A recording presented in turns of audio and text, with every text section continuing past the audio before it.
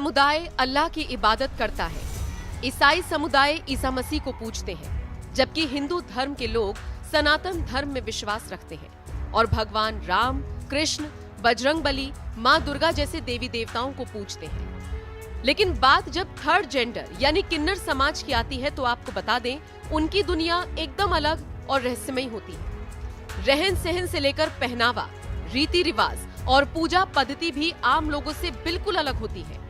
यहाँ तक कि इस समाज के लोगों के भी एक आराध्य देवता होते हैं, जिन्हें किन्नर समाज न सिर्फ पूजता है बल्कि उनके साथ किन्नर एक दिन के लिए शादी भी करते हैं और अगले ही दिन विधवा हो जाते हैं।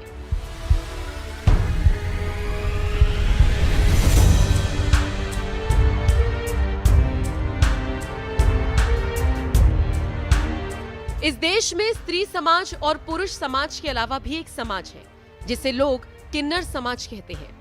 इस समाज से आने वाले किन्नरों की दुनिया वैसे तो एकदम अलग होती है, लेकिन बात जब पूजा पाठ की करें तो इस समाज के भी अपने भगवान और कुल देवी हैं, जिन्हें वो बड़े ही श्रद्धा के भाव से पूजते हैं। किन्नर समाज में अरावन देवता पूजनीय माने जाते हैं, जिनका संबंध महाभारत काल से है।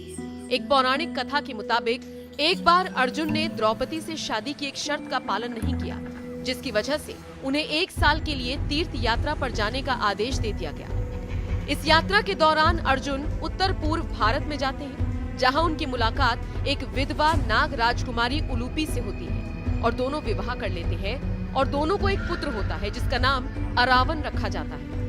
अरावन के जन्म के बाद अर्जुन अपनी पत्नी और पुत्र को छोड़कर आगे की यात्रा शुरू कर देते हैं और जब अरावन युवा होते हैं तो नागलोक छोड़कर अपने पिता अर्जुन के पास चले जाते हैं। जिस वक्त पिता के पास वो जाते हैं उस दौरान कुरुक्षेत्र में महाभारत का युद्ध चल रहा होता है, इसलिए अर्जुन अरावन को युद्ध करने के लिए रणभूमि में भेज देते हैं, जहां उन्हें अपनी बलि देनी पड़ती है, क्योंकि युद्ध में जीत के लिए पांडवों में मां काली के चरणों में नरबलि देनी होती है, जिसके लिए एक राजकुमार की जरूरत होती है।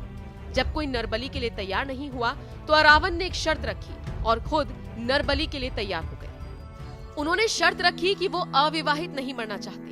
ऐसे में एक बड़ा संकट हो गया कि कौन राजा अपनी बेटी को एक दिन बाद विधवा देगी। इसीलिए भगवान कृष्ण ने इस संकट से निपटने के लिए मोहिनी का रूप बदला और अरावन से शादी कर ली, जिसके अगले ही दिन अरावन ने अपनी बलि दे दी। भगवान कृष्ण एक पुरुष होकर भी स्त्री रूप में अरावन से शादी रचाते हैं।